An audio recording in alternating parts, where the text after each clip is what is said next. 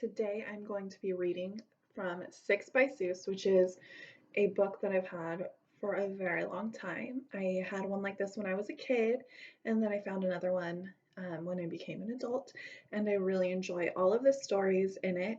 But today, since it's getting close to Christmas, I'm going to read How the Grinch Stole Christmas. I hope you all enjoy it.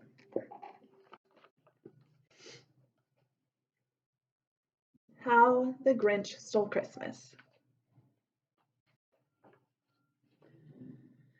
Every Who down in Whoville liked Christmas a lot. But the Grinch, who lived just north of Whoville, did not. The Grinch hated Christmas, the whole Christmas season.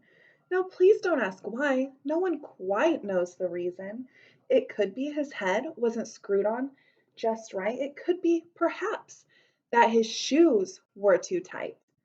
But I think that the most likely reason of all may have been that his heart was two sizes too small.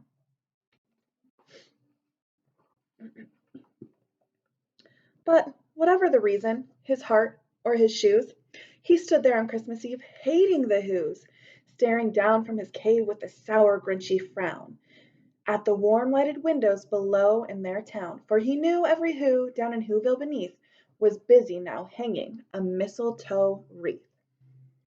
And they're hanging their stockings, he snarled with a sneer. Tomorrow is Christmas, it's practically here. Then he growled with his Grinch fingers nervously drumming. I must find some way to stop Christmas from coming. For tomorrow he knew all the Who girls and boys would wake bright and early, they'd rush for their toys, and then, oh, the noise, oh, the noise, noise, noise, noise. That's one thing he hated. The noise, noise, noise, noise. Then the Who's, young and old, would sit down to a feast, and they'd feast, and they'd feast, and they'd feast, feast, feast, feast. They would feast on Who pudding and rare Who roast beast, which was something the Grinch couldn't stand in the least.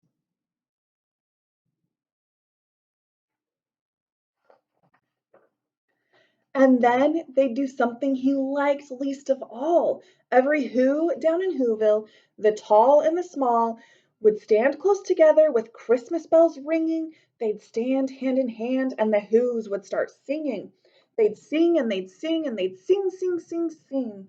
And the more the Grinch thought of this Who Christmas scene, the more the Grinch thought, I must stop this whole thing. Why, for 53 years I've put up with it now. I must stop this Christmas from coming. But how? Then he got an idea, an awful idea.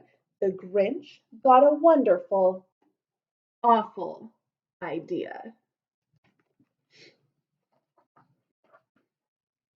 I know just what to do, the Grinch laughed in his throat, and he made a quick Santa Claus hat and a coat, and he chuckled and clucked. What a great Grinchy trick! With this coat and this hat, I look just like Saint Nick. All I need is a reindeer, the Grinch looked around. But since reindeer are scarce, there was none to be found. Did that stop the old Grinch? No! The Grinch simply said, if I can't find a reindeer, I'll make one instead. So he called his dog Max, then he took some red thread, and he tied a big horn on the top of his head. Then he loaded some bags and some old empty sacks on a ramshackle sleigh, and he hitched up old Max. Then the Grinch said, get up, and the sleigh started down toward the homes where the Who's lay a snooze in their town. All their windows were dark, quiet snow filled the air. All the Who's were all dreaming sweet dreams without care. When he came to the first little house on the square, this is stop number one, the old Grinchy Claus hissed, and he climbed to the roof, empty bags in his fist.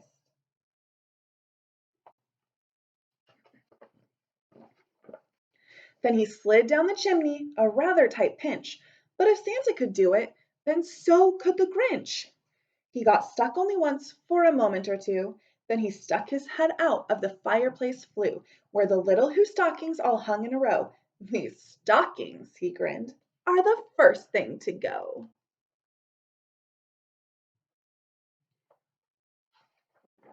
Then he slithered and slunk with a smile most unpleasant around the whole room, and he took every present.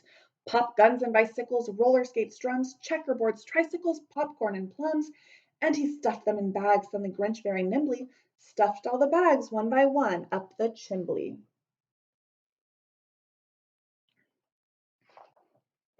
Then he slunk to the ice box. He took the Who's feast. He took the Who pudding. He took the roast beast. He cleaned out that ice box as quick as a flash. Why, that Grinch even took the last can of Who hash.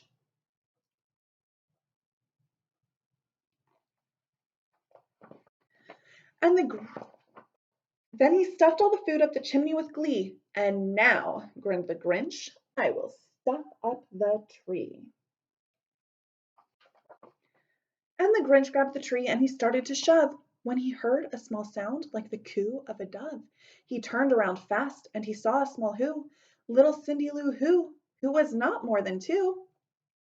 The Grinch had been caught by this tiny Who daughter who'd got out of bed for a cup of cold water. She stared at the Grinch and said, Santa Claus, why? Why are you taking our Christmas tree? Why?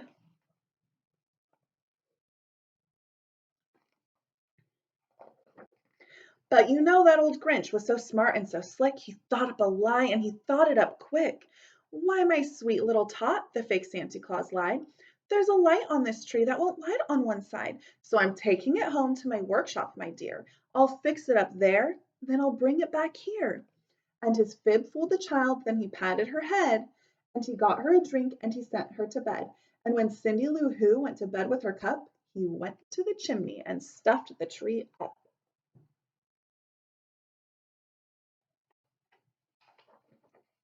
Then the last thing he took was the log for the fire. Then he went up the chimney himself, the old liar.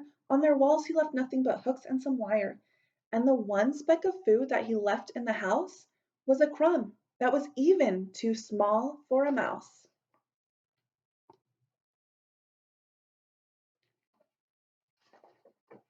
Then he did the same thing to the other Whose houses, leaving crumbs much too small for the other Whose mouses.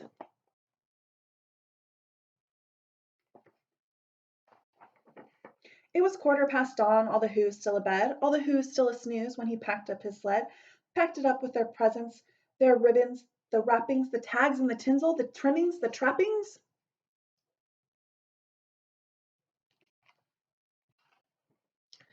The 3,000 feet up the side of Mount Crumpet, he rode with his load to the tip top to dump it. Pooh, pooh to the Who's, he was Grinchishly humming. They're finding out now that no Christmas is coming. They're just waking up. I know just what they'll do. Their mouths will hang open a minute or two. Then the Who's down in Whoville will all cry, boo hoo.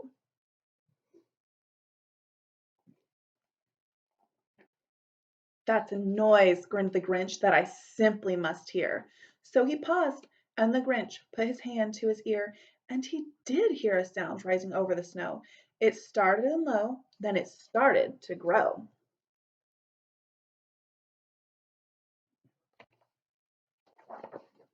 But the sound wasn't sad. Why, this sound sounded merry. It couldn't be so, but it was merry, very. He stared down at Whoville. The Grinch popped his eyes. Then he shook. What he saw was a shocking surprise.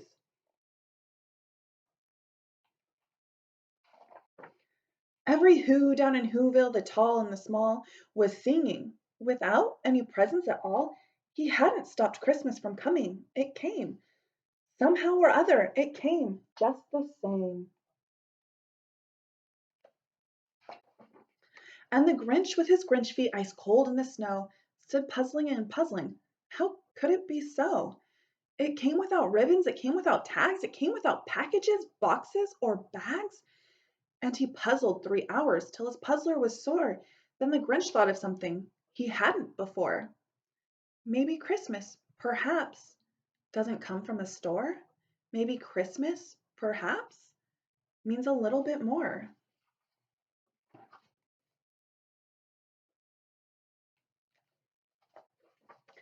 And what happened then? Well, in Whoville, they say, that the Grinch's small heart grew 3 sizes that day, and the minute his heart didn't feel quite so tight, he whizzed with his load through the bright morning light, and he brought back the toys and the food for the feast.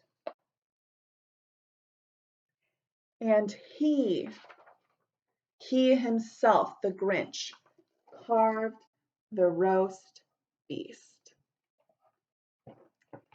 That is the end of How the Grinch Stole Christmas. I hope you all enjoyed it, and I hope you all have a great day.